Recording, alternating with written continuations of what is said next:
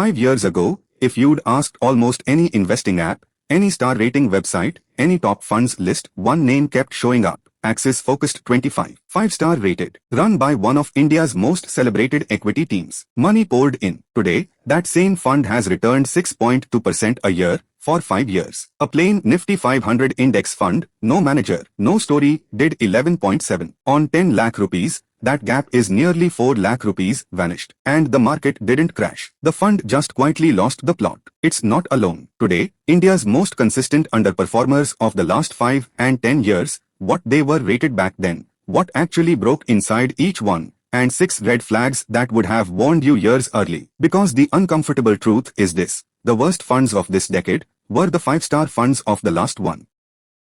First, the raw numbers. I ranked every diversified equity fund in India, direct plans, data as of July 2026, by 5-year and 10-year returns. Sector and thematic funds excluded, they're a separate video. The 5-year bottom 10, Axis Focused, at 6.2%. UTI Flexi Cap, 6.7. Mere Asset Focused, 7.6. Axis ELSS Tax Saver, 7.9. Axis Large Cap, 8.0. Then PGIM India Large Cap, LIC Large Cap, Aditya Birla's ELSS, their large and mid-cap fund, and UTI's ELSS now hold those against the benchmarks. Over the same 5 years, a Nifty 50 index fund gave roughly 9.5%. A Nifty 500 index fund, 11.7. The mid-cap 150 index, over 17. Every fund on that list trailed a product that requires no fund manager at all. Stretch to 10 years, and the same names reappear. Axis Focused, at 9.3. Taurus Flexi Cap. Aditya Birla's ELSS, below 10%. PGIM, Taurus again. LIC Union. In fact,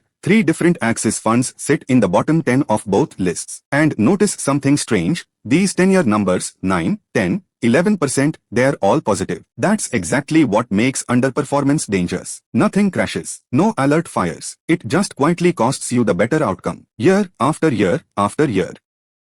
Here's where it gets uncomfortable. Rewind to 2021 and look at what investors were being told about these exact funds. Axis Focused 25, 5 stars, before sliding all the way down to 1. Axis Blue Chip, now renamed Axis Large Cap, delivered top quartile performance every single year from 2017 to 2020. Axis Long-Term Equity was arguably the most recommended tax saver of that whole era. UTI Flexi Cap, 14 consecutive quarters in CRISIL's top 30 percentile, right through September 2021. Business Standard ran a fund pick praising its consistency in December 2021, almost exactly 5 years ago. And Aditya Birla's Tax Relief 96 was a research house recommends pick that had once been fated as the world's best-performing equity fund. So if you picked funds in 2021 using ratings, a completely reasonable thing to do, you could have landed on 3 of this decade's worst performers. While today's 10-year champions were sitting in the shadows, with barely any assets. Why does this keep happening? Because a star rating is a rear-view mirror. It measures past risk-adjusted returns. When one style of investing has a golden run, every fund riding that style collects 5 stars at precisely the moment the style peaks. Ratings don't predict, they trail.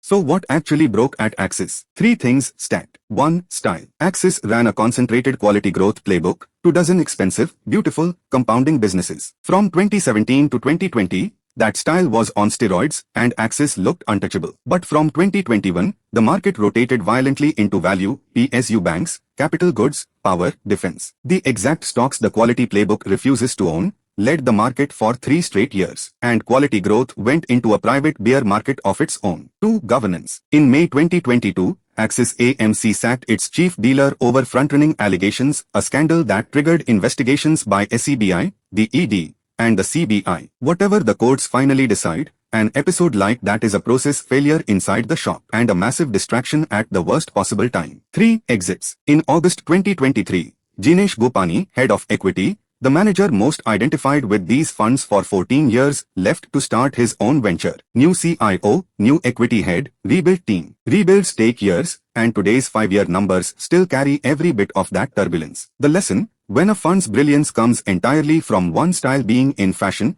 its rating peaks exactly when your future returns trough. And when a governance shock lands on top of a manager exodus, that's not a dip you wait out on hope. That's a fund you put on a formal watchlist with a deadline.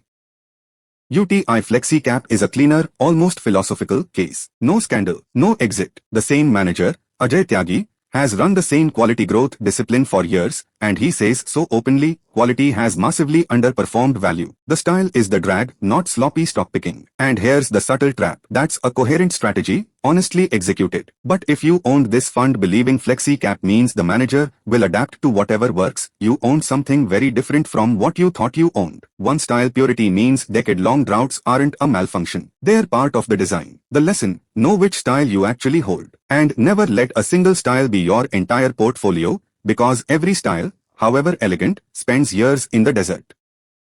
Now for the other species on these lists, the funds that were never 5-star. Taurus Flexi Cap and Taurus Mid Cap, LIC Large Cap, PGIM India Large Cap, Grow ELSS, which, by the way, started life as Indiabulls ELSS before the whole AMC changed hands in a 175 crore deal. These are chronic laggards, tiny assets, costs that bite harder at small scale, thin research benches, ownership churn, and crucially, no consequence for mediocrity, because the money that stays in these funds is mostly money that isn't looking. This distinction matters because the excuse machine doesn't apply here. There's no style cycle to blame. Taurus Mid-Cap trails at 5 years and 10 years. The best mid-cap fund of the decade compounded at 22%. Taurus did 14. Same category, same market, 8 percentage points a year for 10 years. The lesson: separate cyclical underperformance, good process, wrong season, from chronic underperformance, where there is simply no catalyst for change. The first can deserve patience. The second deserves an exit plan.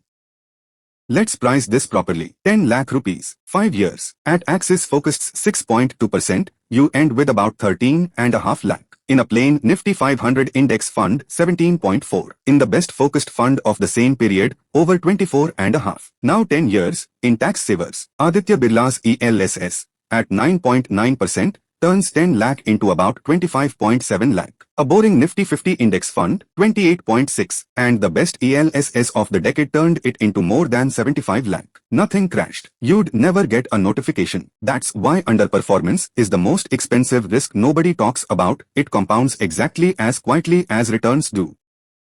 So how do you catch this early in your own portfolio? 6 checks. 1. Treat star ratings as history, not forecast. A 5-star badge tells you what already happened. Every 2021 5-star on today's worst list proves the point. 2. Rolling returns, not point returns. On any research site, check how often your fund beat its benchmark across rolling 3-year windows. One great year hides in averages. Consistency can't be faked. 3. Beware the crowded style at its peak. If a fund's recent numbers are spectacular because its entire style is hot and money is flooding in, those future returns are already being borrowed from. 4. Governance and people events are tripwires. A scandal, a star manager exiting, the AMC being sold. None of these is an automatic sell, but each one starts a clock. Write it down. This fund has 18 months to beat its benchmark, or it goes. 5. Chronic small laggards don't self-repair. Subscale assets, above average costs, bottom quartile rankings for years. There is no cavalry coming. 6. Benchmark against the boring alternative. Every active fund you hold is an implicit claim: I will beat an index fund. Test that claim over 5 to 7 year stretches. If it keeps failing, act on the evidence, not the brand.